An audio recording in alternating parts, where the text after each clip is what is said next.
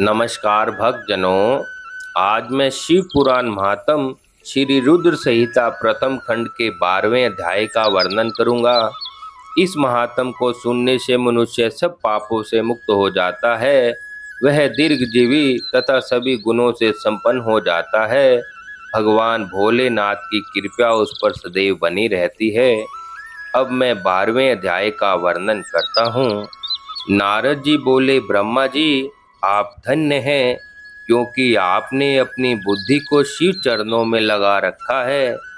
कृपया कर इस आनंदमय विषय का वर्णन पुण्य कीजिए।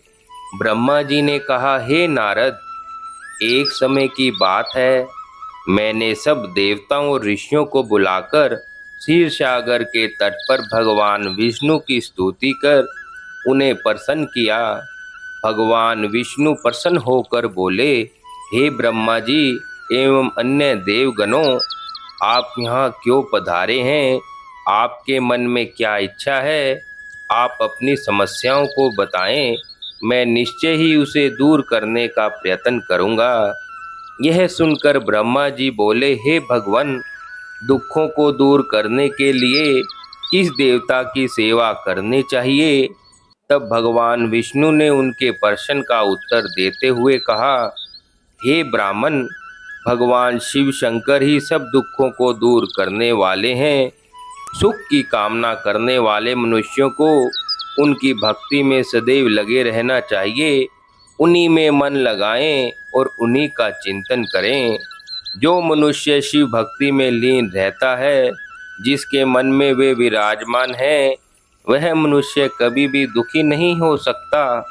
पूर्व जन्म में किए गए पुण्यों एवं शिव भक्ति से ही पुरुष को सुंदर भवन, आभूषणों से विभूषित स्त्रियां, मन का संतोष, धन संपदा, स्वस्थ शरीर, पुत्र पौत्र, अलौकिक प्रतिष्ठा, स्वर्ग के सुख एवं मोक्ष प्राप्त होता है। जो स्त्री या पुरुष प्रतिदिन भक्ति पूर्वक शिवलिंग की पूजा करता है, उसको हर जगह सफलता प्राप्त होती है। वह पापों के बंधन से छूट जाता है। ब्रह्मा जी एवं अन्य देवगणों ने भगवान विष्णु का उपदेश सुनकर उन्हें प्रणाम कर कामनाओं की पूर्ति हेतु शिवलिंग की प्रार्थना की। तब श्री विष्णु ने विश्वकर्मा को बुलाकर कहा, हे मुने, तुम मेरी आज्ञा से देवताओं के लिए शिवलिंगों का निर्माण करो। तब विश्वकर्मा ने मेरी और श्री हरि की आज्ञा को मानते हुए देवताओं के लिए उनके अनुसार लिंगों का निर्माण कर उन्हें प्रदान किया। मुनि श्रेष्ठ नारद, सभी देवताओं को प्राप्त शिवलिंग के विषय में सुनो। सभी देवता अपने द्वारा प्राप्त लिंग की पूजा की उपासना करते हैं। परम मणि का लिंग इंद्र को, सोने का कुबेर को, पुखराज का धर्मराज को, श्याम वरण का वरुण को, इंद्र नीलमणि का विष्णु को, ब्रह्मा जी हेमलय लिंग को प्राप्त कर उसका भक्ति पूर्वक पूजन करते हैं। इस प्रकार विश्वदेव चांदी के लिंग को, वसुदेव पीतल के बने लिंग की भक्ति करते हैं। पीतल का अश्विनी कुमार को, स्फटिक का लक्ष्मी को, तांबे का आदित्य को और मोती का लिंग चंद्रमा को प्रदान किया गया है। वृजलिंग ब्राह्मणों के लिए, मिट्टी का लिंग ब्राह्मणों की स्त्री के लिए, मयासुर चंदन द्वारा बने लिंग का और नागों द्वारा मूंगे के बने शिवलिंग का आदर पूर्वक पूजन किया जाता है। देवी मक्खन के बने लिंग की अर्चना करती हैं। योगी जन भस्ममय लिंग की, यक्षगण दधि से निर्मित लिंग की, छाया देवी आटे के लिंग की, ब्रह्मा पत्नी रत्नमय शिवलिंग की पूजन करती है। बाणासुर पार्थिव लिंग की पूजा करता है। भगवान विष्णु ने देवताओं को उनके हित के लिए शिवलिंग के साथ पूजन विधि भी बताई है। देवताओं के वचन को सुनकर मेरे हृदय में हर्ष की अनुभूति हुई। मैंने लोकों का कल्याण करने वाले शिव पूजा की उत्तम विधि बताई। यह शिव भक्ति समस्त और अभीष्ट फलों को प्रदान करने वाली है। इस प्रकार लिंगों के विषय में बताकर ब्रह्मा जी ने शिवलिंग व शिव भक्ति की महिमा का वर्णन किया।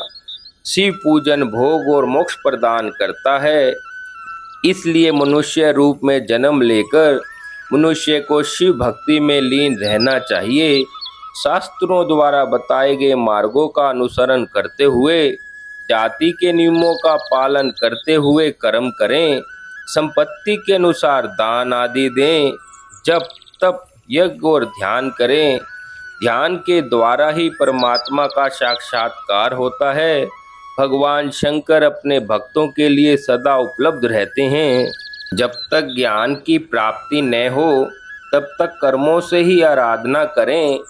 इस संसार में जो वस्तुएं सत असत रूप में दिखती अथवा सुनाई देती हैं वह पर ब्रह्मा शिव रूप हैं। तत्व ज्ञान न होने पर देव की मूर्ति का पूजन करें। अपनी जाति के लिए अपनाए गए कर्म का प्रयत्न पूर्वक पालन करें। आराध्य देव का पूजन श्रद्धा पूर्वक करें, क्योंकि पूजन और दान से ही हमारी सभी विघ्न बाधाएं दूर होती हैं।